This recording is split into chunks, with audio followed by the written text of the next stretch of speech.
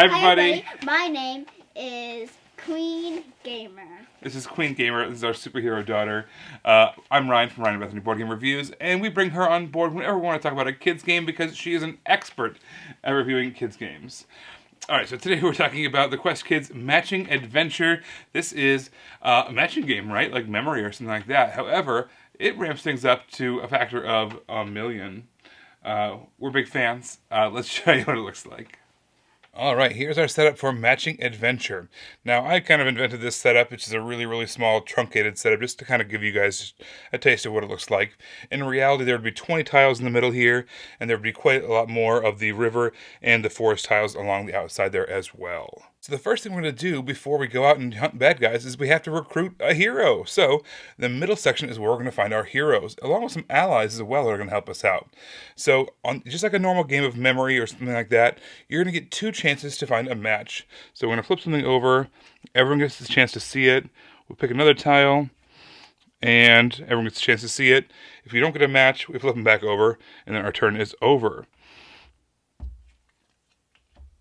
Ultimately, what we're looking for is a match, something like this. This is Skylar. One of the tiles is going to have stars on it. Those stars are going to be victory points. So, in addition to giving us the ability to go hunt for bad guys, we also got some victory points from Skylar as well. The other things we're going to find in the middle section there are some allies. Now here we've got the Treasure Falls Ghost. He's got victory points as well on one of his cards. But now in this case, what's going to happen is you are going to keep the tile. If you got this match, for instance, you're going to get that tile to yourself with the 2 points on it. The other tile without the points, you're going to give to one of the other players in the game.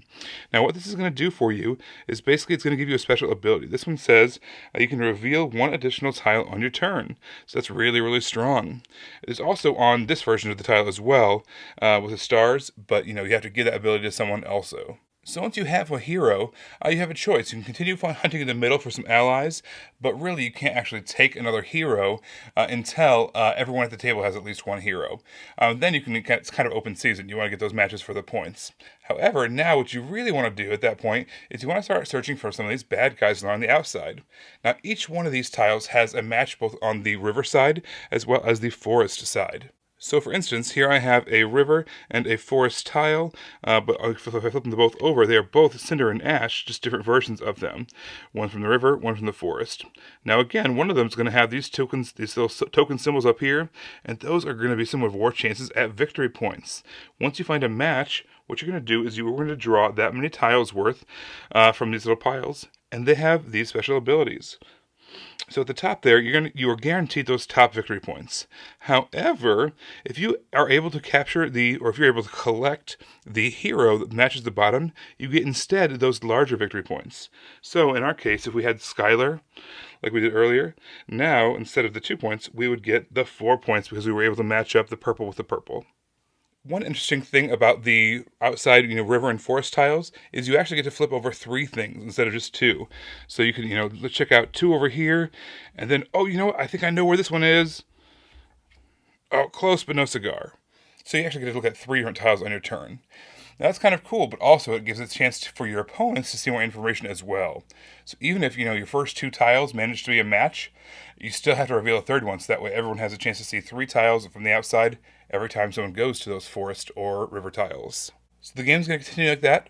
First you have to get a hero, and then you're going to start getting matches from the rivers, from the forests, as well as the allies and additional heroes from the middle. Once the entire board is cleared out, the game is over. So at that point, you're going to count up all your points from your heroes, count up your star points from your allies, and you're going to count up your star points from your tokens that you were awarded. At the end of all that, whoever has the most points wins the game. Alright, so Queen Gamer, what's the name about this game that you liked? The artwork, she's the best artwork. Yeah, you really enjoyed Skylar. This is Skylar. And you had to get somebody like Skylar. You had to get one of the heroes. Get the bad guys, and there's more tiles in each route, and it's just really amazing. Yeah, so you have to get the heroes first before you can go with the bad guys, which makes sense. I really like how there's kind of a scaling of the difficulty level. There's an easy, a medium, and a hard. And you can, it also kind of is a shorter game versus the longer game. So you can play that with, a wide variety of age ranges and also, time slots as well. If you only have a couple minutes to play, you can play the shorter one. Or if you want to take a longer time, you can really savor it to play it for a longer session. So I like that part of the game. What's something else you like about this game? How it plays. Yeah. You like how it plays? You like the treasures?